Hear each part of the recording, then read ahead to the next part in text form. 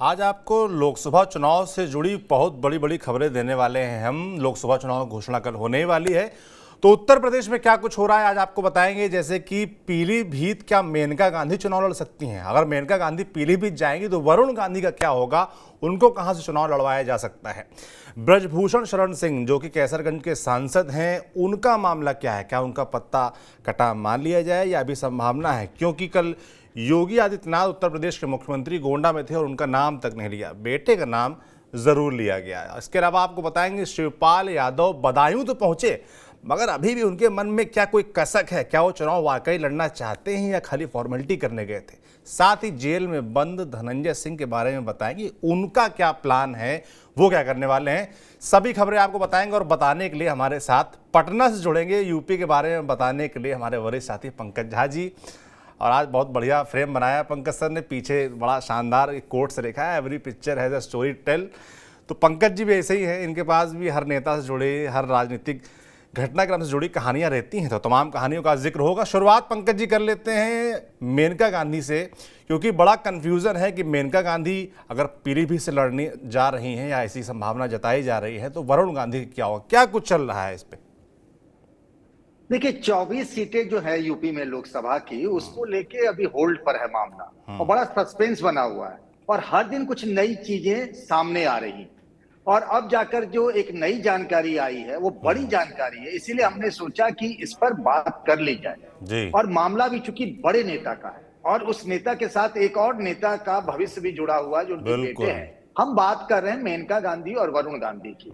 और देखिए सबसे बड़ी बात एक चीज और कहना चाहता हूं सौरभ जी, कि पहली बार सुल्तानपुर से मेनका गांधी सांसद बनी 2019 में, जब तो वैसे तो आंवला और पीलीभीत से कई बार सांसद रही, कई केंद्र सरकारों में मंत्री भी रही हैं, लेकिन इस बार जो है सुल्तानपुर में उनकी छवि बड़ी अच्छी है। अभी जो आप जानते हैं कि जब चुनाव समिति में बैठक होती है तो पार्टी ने 3 अलग अलग सर्वे कराए और जी तीनों सर्वे में उनका नंबर जो है ना बहुत ऊंचे पायदान पर है। इसके बावजूद जो बड़ी जानकारी सामने आई उसमें यह है कि बीजेपी के केंद्रीय नेतृत्व की तरफ से मेनका गांधी को यह मैसेज दे दिया गया है कि मेनका जी, इस बार सुल्तानपुर से आप चुनाव न लड़िए, आपके लिए जो हमने सोचा है वो है पीलीभीत, जहां से वो पहले भी सांसद रही जी थी। आप जानते हैं कि पीलीभीत से वो पहले सांसद थी, उससे पहले आंवला भी थी। जब वरुण गांधी 2009 में भी रहे वहां पे, 2014 में वरुण सुल्तानपुर चले गए, जी 2019 में फिर पीलीभीत चले गए। तो मेनका गांधी को कहा गया है कि आपने सुल्तानपुर में काम अच्छा किया है, लेकिन पीलीभीत की जनता ये चाहती है, मेनका गांधी से जो कहा गया कि आप इस बार चुनाव लड़ लीजिए। कहां से? तो पीलीभीत से। मेनका गांधी ने इस बात पे कोई जवाब नहीं दिया है। जवाब देंगी भी तो क्या देंगी? जी अब सुल्तानपुर के बदले में मेनका गांधी को कह दिया गया पीलीभीत से चुनाव लड़ने की। अभी तो चूंकि 24 सीटें होल्ड पर थी, उसमें पीलीभीत भी और सुल्तानपुर भी टिकट मिलेगा नहीं मिलेगा, जितने मुंह उतनी बातें कही जा रही थी। क्या ये भी कहा जा रहा है कि जब पार्टी परिवारवाद को इतना बड़ा मुद्दा बना रही है तो एक साथ मेनका गांधी को भी और वरुण गांधी को भी टिकट मिलेगा भी। वरुण गांधी की जो पिछले 4.5 साल में एज ए सांसद पीलीभीत पोस्टरिंग रही है, कई मुद्दों पर पार्टी के खिलाफ जाकर उन्होंने सार्वजनिक तौर पर अपने मन की बात रखी है, जी चाहे वो सोशल मीडिया पर हो, चाहे अपने बयानों को लेकर के हो। पिछले कुछ दिनों से वो खामोश रहे, तो माँ बेटे के टिकट को लेकर ना बड़ी गहमागहमी थी। हालांकि पंकज जी यहीं से सवाल उठता है कि अगर इनको पीलीभीत भेजा जा रहा है तो वरुण गांधी का क्या होगा? वरुण गांधी क्या सुल्तानपुर आएंगे? जैसा कि पिछले चुनाव में हम लोगों ने देखा था कि सीट स्वैप हुई थी, तो क्या सीट स्वैप हो रही है या वरुण गांधी के लिए कोई और प्लान है? उनको रायबरेली क्या उतारा जा सकता है या सुल्तानपुर रहेगा या नहीं भी होगा? क्या संभावना है? कुछ कहा नहीं जा सकता है। और मेनका गांधी को जब फोन पर मैसेज दिया गया कि आप पीलीभीत जाइए और पीलीभीत से लड़ने की तैयारी करिए, तो अब सवाल ये उठता है, उन्होंने पूछा भी कि पीलीभीत से तो वरुण है, तो कहा गया कि इसके बारे में संगठन ने कुछ सोच रखा। अब सवाल ये है कि संगठन ने कुछ सोच रखा तो क्या सोच रखा है? जी क्या उन जैसे पिछली बार स्वैप कर लिया गया, जो आप कह रहे थे कि सुल्तानपुर और पीलीभीत, यानी अगर पीलीभीत में मां जाती हैं तो सुल्तानपुर क्या बेटे जाएंगे? जी या फिर उनके लिए कुछ ऐसा है कि मान लीजिए अगर प्रियंका गांधी वाड्रा रायबरेली से चुनाव लड़ने का फैसला करती है, क्योंकि सोनिया गांधी राज्यसभा पहुंच गई, वो सीट खाली हो गई है, राहुल गांधी क्या करेंगे? ये तो परिवार को फैसला करना है, इसलिए कांग्रेस पार्टी के लोग भी इस बारे में कुछ कहते नहीं, यही कहते हैं कि भाई बहन दोनों लड़े, राहुल जी प्रियंका जी, ये हमारी अपील है, हाथ जोड़कर प्रस्ताव भी पास कर जी दिया जाता है। तो क्या रायबरेली से अगर प्रियंका गांधी वाड्रा चुनाव लड़ती हैं तो क्या बीजेपी से वरुण गांधी उनके खिलाफ लड़ेंगे? वो बड़ा जी टाइटेनिक वॉर होगा, कंटेस्ट होगा, ऐसा होता है तो क्या पार्टी के मन में कुछ और भी है? क्या हम बहुत नेगेटिव सेंस में सोचें तो क्या उन्हें टिकट नहीं मिलेगा? ये भी बात कही जा रही है। लेकिन वरुण का फ्यूचर क्या होगा, इसको लेकर अभी तक ऊपर से यानी बीजेपी के केंद्रीय नेतृत्व की तरफ से कोई मैसेज नहीं है। और आपको बताऊं कि मेनका गांधी और उनकी पूरी टीम लगातार 4.5 साल, पौने 5 साल से सुल्तानपुर में जुटी हुई। पिछला चुनाव भी इन्होंने अच्छा लड़ा, सर्वे में भी अच्छा आया, लेकिन उनको पीलीभीत लड़ने के लिए कह दिया गया। बड़े असमंजस में है, मां भी है, एक मतलब वरुण गांधी की मां है, और मां का तो मन जो होता है सो अपने से ज्यादा किसी भी मां के लिए बेटे के भविष्य की बात होती है। मेनका गांधी ने तो राजनीति में लंबा सफर तय कर लिया है, लेकिन वरुण का क्या होगा? वरुण के भविष्य को लेकर बीजेपी के केंद्रीय नेतृत्व की तरफ से अभी तक कोई तस्वीर साफ नहीं की गई है। ये तो आप जानते हैं कि केंद्रीय नेतृत्व ने जरूर कुछ सोचा होगा, वहां प्लानिंग बहुत पहले से की गई होती है, हमें आपको जानकारी नहीं होती है, न वरुण गांधी को इस बारे में कुछ बताया गया है। तो बड़े सारे कंफ्यूजन है लेकर के कि वरुण का क्या होगा। लेकिन जो बड़ी जानकारी है वो ये है कि मेनका गांधी को कहा गया है पीलीभीत से चुनाव लड़ने के लिए। क्या मेनका गांधी इस बात को मान लेती हैं, या उनके मन में जो चल रहा है कि मां बेटे दोनों को मिल जाए, अपनी अलग अलग सीट से लड़े, तो उसके लिए वो केंद्रीय नेतृत्व को राजी कर लेती हैं? क्योंकि कई बार होता है कि आप समझा लेते हैं, बुझा लेते हैं, अपनी बात कह लेते हैं, केंद्रीय नेतृत्व समझ ले लेता है, तो फिर वो अपने फैसला भी बदलता है। ऐसा कोई हार्ड एंड फास्ट रूल नहीं है। लेकिन जो चौंकाने वाली जानकारी सामने आई है सौरभ जी, कि मेनका जी को कहा गया है कि आप इस बार सुल्तानपुर नहीं, आप पीलीभीत से चुनाव लड़ने की तैयारी शुरू कर दीजिए। बिल्कुल। कंफ्यूजन की आपने बात की तो कंफ्यूजन एक और सीट को लेकर है। बीजेपी का एक और बड़ा चेहरा कैसरगंज से सांसद ब्रजभूषण शरण सिंह, उनको लेकर लगातार कंफ्यूजन चल रहा है। आपने पिछले कुछ एपिसोड में बताया भी था कि उनको ऐसा प्रस्ताव दिया गया है कि आप अपने बेटे को लड़ा लीजिए या किसी रिश्तेदार को लड़ा लीजिए, मगर आपकी राह आसान नहीं, आपको टिकट नहीं दे पाएंगे। और कल हमने देखा कि गोंडा में थे योगी आदित्यनाथ, उत्तर प्रदेश के मुख्यमंत्री, उन्होंने उनके होर्डिंग पोस्टर से भी कैसरगंज के सांसद गायब थे और उसके साथ ही नाम भी नहीं लिया गया। नाम हालांकि उनके लड़के प्रतीक भूषण का जरूर लिया गया, उनकी तारीफ जरूर की गई। तो क्या चल रहा है कैसरगंज को लेकर, क्या चल रहा है? देखिए, एक बात तो समझ लीजिए कि गोंडा के बगल का लोकसभा क्षेत्र है कैसरगंज। जैसे लखनऊ में ना एक मोहनलालगंज भी है और लखनऊ लोकसभा क्षेत्र भी, एक जिले में 2 लोकसभा क्षेत्र होते। थोड़ा सा समझा के अगर बताएं जी। ब्रजभूषण शरण सिंह जो है लगातार अपने इलाके में जनसंपर्क कर रहे हैं। जनसंपर्क उनका ऐसा है कि बगल के अयोध्या लोकसभा सीट में चले जाते हैं। वो जो उनका एक आया था ना सोशल मीडिया में पोस्टर, दबदबा कायम है जी। हम और आप चर्चा कर रहे हैं कि ब्रजभूषण शरण सिंह जो बड़े नेता हैं, सांसद हैं, उनका टिकट कट सकता है। देखिए, कई बार चीजें क्या होती है ना, इशारों में बहुत कुछ चीजें सामने आती। ये लगातार चर्चा हो रही है। इस चर्चा को बल तब मिल गया जब मुख्यमंत्री योगी आदित्यनाथ वहां गए, इतनी बड़ी सभा हुई और वहां कोई एक नाम भर का जिक्र तक नहीं आया। कैसे हो सकता है? अब ब्रजभूषण शरण सिंह के लोग कह रहे हैं कि भैया वो गोंडा से नहीं, गोंडा से तो कीर्तिवर्धन सिंह सांसद है, कैसरगंज से। भाई ये भी तो बताइए कि गोंडा का इलाका भी कैसरगंज में आता है, ऐसा तो है नहीं। तो सांसद जी का नाम होना चाहिए था, सांसद जी का जिक्र होना चाहिए था, पर ऐसा है नहीं। एक बात जान लीजिए, बीजेपी कहीं भी कोई रिस्क नहीं लेना चाहेगी। इसमें कोई दो राय नहीं है कि गोंडा, बलरामपुर, कैसरगंज, इन सब इलाकों में, यहां तक कि अयोध्या तक इलाके में ब्रजभूषण शरण सिंह का अपना एक वोट बैंक है। ये उन्होंने इतने सालों की राजनीति में अपने रिश्ते बनाए हैं। वो समाजवादी पार्टी से भी सांसद रहे, बीजेपी में भी रहे, अपने मन की करते रहे।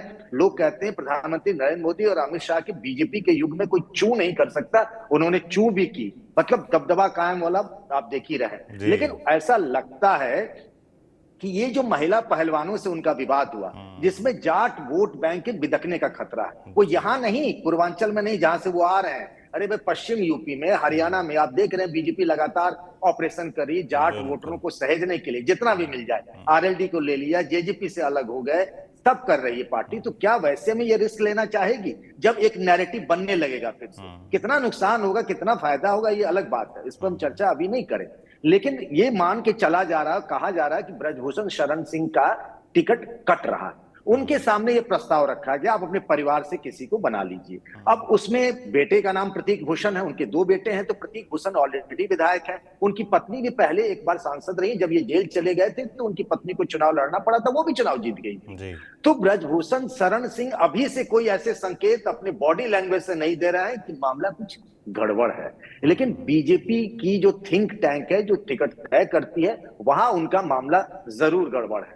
लेकिन आखिरी फैसला क्या होता है, उसमें अभी तक जो संकेत मिल रहे हैं, उससे लगता है कि ब्रजभूषण शरण सिंह फिर से चुनाव लड़ पाए, इसकी गुंजाइश कम लग रही है। एक बात और बताऊंगा जी, मामला मेनका गांधी का हो, वरुण गांधी का हो या ब्रजभूषण शरण सिंह का, एक आदमी खामोशी से इंतजार कर रहा है कि भाई कब टिकट डिक्लेयर होता है, और उधर से खुला निमंत्रण है। उनके लोग लगातार संपर्क बनाने की कोशिश कर रहे हैं इन तीनों से। उस पार्टी का नाम है समाजवादी पार्टी, और वो व्यक्ति हैं अखिलेश यादव। उनको बैठे बैठाए 3 नेता जनाधार वाले मिल जाएंगे, जिनका अपने अपने इलाकों में ठीक ठाक असर है। तो वो अभी इसीलिए देखिए ना, एकदम अजीब सी खामोशी है। 31 सीटों की घोषणा हो गई है, ना सुल्तानपुर की चर्चा कर रही समाजवादी पार्टी, ना तो पीलीभीत की चर्चा कर रही है, ना कैसरगंज की चर्चा कर रही है। वहां जो पार्टी के रणनीतिकार हैं समाजवादी पार्टी में, जो अखिलेश यादव के करीबी नेता है, उनका ये कहना है कि एक बार बीजेपी अनाउंस तो करे, वो अपने पत्ते खोले, फिर हम अपने पत्ते खोलेंगे। तो उनकी नजर में ये है, वो कहते हैं ना आपदा में अवसर जी, तो समाजवादी पार्टी को तलाश है आपदा में अवसर में कि उधर से कैंची कटी तो इधर फेविकोल का जोड़ लगा दिया जाएगा। बिल्कुल, आपने अखिलेश यादव का नाम लिया और हमको याद आ गया चाचा शिवपाल यादव, जो कि कल बदायूं पहुंच गए। बड़े दिन से कयास लगाए जा रहे थे बदायूं नहीं जा रहे, बदायूं नहीं जा रहे। कल पहुंचे, लाव लश्कर के साथ उनका स्वागत हुआ, सब हुआ। मगर अंदर खाने खबर ये भी है कि वो अभी भी बहुत इच्छुक हैं नहीं चुनाव लड़ने के। चल क्या रहा है चाचा के मन में, शिवपाल जी के मन में, बताइए भाई पंकज जी। आपने वीडियो देखा होगा ना, बदायूं जब पहुंचे, काला चश्मा लगा के चाचा शिवपाल यादव, कैटरेक्ट का ऑपरेशन हुआ इसीलिए काला चश्मा लगाना पड़ा उन्हें। लेकिन चाचा के बॉडी लैंग्वेज में ना वो वाली बात नहीं थी, मतलब जो कॉन्फिडेंस की बात होती है। 2 चाचा भतीजे की कहानी, जहां मैं पटना में बैठा हूं वहां भी चाचा भतीजे की कहानी चल रही है, और वहां यूपी में वहां भी चाचा भतीजे की कहानी चल रही है। यहाँ पशुपति कुमार पारस वर्सेस चिराग पासवान, वहां शिवपाल यादव वर्सेस अखिलेश यादव। फर्क ये है कि यहाँ चाचा भतीजा जो है यूपी वाले, दोनों एक ही पार्टी में। अब कहानी ये है कि किसी भी सूरत में शिवपाल सिंह यादव दिल्ली नहीं जाना चाहते। तो लगता है भैया दिल्ली हमारे बस का ना है, हम तो यही ठीक है, बिहार माफ करिएगा लखनऊ वाली पॉलिटिक्स करेंगे, वहां से सफाई और बाद बाकी पूरा यूपी देखा जाएगा। चाचा की बिल्कुल इच्छा नहीं थी, और चाचा ने ये बात एक बार नहीं कई बार कही है, अखिलेश यादव के सामने भी और ऐसे भी फोरम पे। भले ही सार्वजनिक तौर पर वो कह रहे हो कल जब गए तो मैं सलीम शेरवानी को ही बना लूंगा, सब कर लूंगा। कल उन्होंने कहा भैया यहाँ से नेताजी यानी मुलायम सिंह यादव सांसद रहे, प्रोफेसर रामगोपाल सांसद रहे, धर्मेंद्र यादव सांसद रहे, हम भी लड़ेंगे जीतेंगे। भाई उनके लड़ने की इच्छा ही नहीं है, तो लड़ेंगे तब ना जीतेंगे भाई। लड़ने की इच्छा नहीं है, उनकी इच्छा तो कोई उनसे पूछे तो सही। और वो कह भी चुके अपनी इच्छा, अपने करीबी लोगों के बीच भी बोलते हैं। क्या कहा है अखिलेश यादव भाई, वो तो उनकी मन की इच्छा है। शिवपाल यादव एक पिता भी हैं और एक मजे हुए धाकड़ नेता भी हैं जी। तो उनकी ये दोनों इच्छाओं को जोड़े तो एक कॉम्बिनेशन निकलता है। वो चाहते हैं उनके बेटे आदित्य यादव को चुनाव लड़ाया जाए, ना धर्मेंद्र तो कम से कम आदित्य यादव को लड़ाएंगे, वो लड़वाएंगे और आदित्य यादव चुनाव लड़ेंगे और वो जसवंत नगर में ही बने रहे। उनकी इच्छा ये है कि जब अखिलेश यादव चुनाव लड़ेंगे, संसद पहुंच जाएंगे, तो अभी अखिलेश यादव यूपी विधानसभा में विपक्ष के नेता हैं, तो भाई इतना सीनियर नेता कहाँ कोई है। आजम खान साहब जेल में है, तो बचेगा कौन? चचा शिवपाल यादव। तो चचा शिवपाल यादव विधानसभा में विपक्ष के नेता भी बन सकते हैं। सब कहेंगे भाई चचा आप ही बन जाइए। चचा के बारे में ये भी कहा जाता है संगठन की अच्छी क्षमता है। तो चचा के मन में तो प्लान बी चल रहा है और अखिलेश यादव के मन में तो उनका वाला प्लान ए है। अभी प्लान ए और प्लान बी के बीच में जोर आजमाइश चल रही है। चचा की कतई बदायूं से चुनाव लड़ने की इच्छा नहीं है, लेकिन चचा चले तो गए हैं पर आधे अधूरे मन से। अब भी उनके मन में यह है कि परिवार के लोग एक बार फैसला कर लें। और अखिलेश यादव के मन में क्या है? अखिलेश यादव नहीं चाहते हैं कि परिवार के कोई नए लोग फिर से जुड़े। अब क्या होगा, आदित्य आएंगे तो फिर परिवारवाद का आरोप लगेगा कि एक और चले आए। अभी तो तेज प्रताप यादव का जो पहले सांसद रहे हैं उनका ही सेटलमेंट नहीं हो पाया है, फिर आदित्य यादव आ जाएंगे तो फिर तो परिवार में बहुत सारे कितने सारे लोग चुनाव लड़ेंगे भाई। अखिलेश यादव, डिम्पल यादव, धर्मेंद्र यादव, शिवपाल यादव, तो फिर तो नरेंद्र मोदी और बीजेपी को तो बैठे बिठाए एक बड़ा मुद्दा मिल जाएगा। कहेंगे परिवार के आगे कोई सोचता भी नहीं है। फिरोजाबाद में अक्षय यादव, रामगोपाल यादव के बेटे, उनके तो टिकट की भी घोषणा हो गई। तो सब लोग उस बेल्ट में लड़ ही लेंगे तो बचेगा कौन? तो अखिलेश यादव का ये मानना है कि नहीं भाई, परिवार से कोई नया सदस्य रेस में नहीं आना चाहिए। पर शिवपाल जी के मन में ये है कि हम लखनऊ और मेरा बेटा वो दिल्ली चला जाए। ये बिल्कुल, उनके मन में पुत्र मोह और लखनऊ रहने की चाहत के बीच इतना टकराव है कि वो तय नहीं कर पा रहा। हालांकि तय तो सब कुछ अखिलेश यादव को ही करना है, देखने वाला होगा। आपने प्लान बी का भी जिक्र किया कि अच्छा के मन में प्लान बी चल रहा है, तो प्लान बी से हमको एक और नेताजी याद आ गए जो फिलहाल जेल में हैं, धनंजय सिंह। उनका भी प्लान ये था कि चुनाव लड़ेंगे कृपा शंकर सिंह के खिलाफ जौनपुर से, मगर उनको वो चले गए हैं जेल, सजा हो गई है। तो प्लान बी था कि वो अपनी पत्नी को लड़ाएंगे, मगर जिस तरीके से एक बड़े केंद्रीय मंत्री के खिलाफ नारेबाजी हो गई तो प्लान बी भी कहा गया अधर्म है। मगर अब चर्चा है कि जेल में कुछ लोग मिले हैं उनसे, क्या कुछ उनके दिमाग में चल रहा है, बताइए भाई पंकज जी। देखिए, धनंजय सिंह लड़ेंगे नहीं तो मानेंगे नहीं। कोई चुनाव, उपचुनाव भी नहीं छोड़ते। या तो अपने लड़ लिए, या तो पत्नी को लड़ा दिया, न तो परिवार का कोई लड़ा दिया, ना कुछ मिला तो अपने किसी करीबी को लड़ा दिया। मानते तो नहीं मामला। लेकिन इस बार थोड़ा सा मुश्किल हो गया। वो मुसीबतों का पहाड़ कहते हैं ना, टूट पड़ा। मुसीबत एक तरफ से नहीं, चारों तरफ से आती है। अब देखिए ना, कल तारीखों का ऐलान हो जाएगा। चुनाव आयोग ने कर दिया कि 3 बजे घोषणा हो जाएगी। समय कहाँ है? इलाहाबाद हाईकोर्ट चले गए हैं, सजा 7 साल की है, सजा पर रोक लगेगी, ये सब होगा तभी तो चुनाव लड़ सकते हैं। तो बड़ा मुश्किल काम है, समय भी नहीं है, मतलब काउंटडाउन शुरू हो चुका है। उसके बाद उनकी पत्नी श्रीकला रेड्डी जिला पंचायत की अध्यक्ष है। अब सरकार से पंगा लेंगे तो आप जानते हैं यूपी में क्या होता है। जिला पंचायत का अध्यक्ष तो जब चाहे सरकार चुटकी से बना दे और बिगाड़ दे। मतलब जिसकी सरकार उसकी लाठी चलती है इस तरह के स्थानीय निकायों के चुनाव में। तो बीच में यह विचार आया था धनंजय सिंह के मन में कि भैया इस बार थोड़ा सा किनारे चले आते हैं, नदी में नहीं उतरेंगे, किनारे से ही देखते हैं क्या होता है। कभी कभी समय की प्रतीक्षा कर लेनी चाहिए। लेकिन अब जो मुझे जानकारी मिली है उनसे, जो उनके करीबी लोग जेल में मिले धनंजय सिंह से जौनपुर में, उनके हवाले से जो जानकारी आई है वो जानकारी चौंकाने वाली है। और चौंकाने वाली ये है कि जिसकी पहले चर्चा थी, शायद अब उस प्लान पे धनंजय सिंह ने जीरो इन कर लिया है। जीरो इन मतलब वो करने का फैसला कर चुके हैं, मूड बना चुके हैं, मन बना चुके हैं। वो ये है कि उनकी पत्नी श्रीकला रेड्डी को अगर किसी पार्टी ने टिकट दिया, मतलब समाजवादी पार्टी उनके मन में है, देगी कि नहीं देगी पता नहीं, क्योंकि समाजवादी पार्टी में धर्मेंद्र यादव तो कुछ चुनाव लड़ने की बात हो रही है, या बसपा लगातार अपनी टिकटों का अनाउंसमेंट कर रही है। हालांकि बहन जी ने धनंजय सिंह को पार्टी से निकाल दिया था, लेकिन बहन जी की माया अपरंपार है, किसी दिन उनकी नजर इनायत होगी तो श्रीकला रेड्डी बसपा से भी चुनाव लड़ सकती है। अगर नहीं मिला किसी का झंडा डंडा बैनर तो चलो भैया अकेले ही कूद जाएंगे। यानी धनंजय सिंह ने अपनी पत्नी और जिला पंचायत की अध्यक्ष श्रीकला रेड्डी को 2024 के लोकसभा चुनाव में जौनपुर से चुनावी मैदान में उतारने का मन बना लिया, फैसला कर लिया है। अब उनकी तैयारी भी उसी दिशा में बढ़ रही है। अपने कार्यकर्ता, अपने समर्थक, उनको जुटाने का और हर तरीके का जो इंतजाम होता है उसमें उनकी टीम लग गई है कि श्रीकला रेड्डी 2024 में लड़ेंगे। मैदान में कोई ना कोई तो रहेगा। धनंजय सिंह के मैसेज देना चाहते हैं कि हम पर जो भी हुआ, पहली बार सजा होगी, हम जेल में ही सही, लेकिन हमारा रसूख आज भी कायम है, भौकाल टाइट है। तो पत्नी चुनाव लड़ेंगी, चेहरा लेकिन होंगे पीछे से धनंजय सिंह। बिल्कुल, तो कुल मिला ये तय कर लिया कि चुनाव में तो उतरेंगे, कोई पार्टी टिकट दे चाहे ना दे, मैदान में उतरेंगे। सवाल ये उठता है कि अगर भाई कोई पार्टी टिकट देती है तो अलग चुनाव होगा, मगर अगर निर्दलीय लड़ते हैं तो ऐसी स्थिति में मुझे लगता है ना कि सिर्फ जौनपुर वाले, पूरा प्रदेश के लोग जानना चाहेंगे कि किसका खेल खराब करेंगे। देखिए, तो मोटे तौर पे साफ है। मतलब कई चुनाव के नतीजे बताते हैं कि अगर धनंजय सिंह या उनके समर्थन से कोई लड़ा तो सीधा सीधा नुकसान किसका होगा? जो कृपा शंकर जी आए हैं मुंबई से, बीजेपी के उम्मीदवार बने हैं, उनका नुकसान होगा। पोस्टर वोस्टर की भी तैयारी हो रही है कि सीटों के पीछे धनंजय सिंह, उनको लगता है सहानुभूति वोट मिल सकता है उनको, क्योंकि जिस तरीके से चीजें कही गई कि इस मामले में सारे गवाह पलट गए, कोई बयान भी नहीं था, तो उनको लगता है कि उनको फंसाया गया है, एक तरीके से उनके साथ नाइंसाफी हुई है। इस आधार पर सहानुभूति वोट की ताकत पर वो चुनाव लड़ना चाहते हैं। तो बहुत सारी तैयारियां उनकी हो रही। अब देखते थे ना उनके सोशल मीडिया पर कैसे रील्स खूब बनते थे, जहां भी जाते थे पूरी उनकी टीम सोशल मीडिया पे। गाड़ी का नंबर भी बड़ा डाला जाता है, मैं देखता हूँ कमेंट में। हाँ, 70-71 टाइप का नंबर है उनका। मामला जो है उन गाड़ियों का पूरा सीरीज एक ही नंबर के होते हैं। वो यूपी 32 से लेके तमाम चीजें उसमें होती हैं।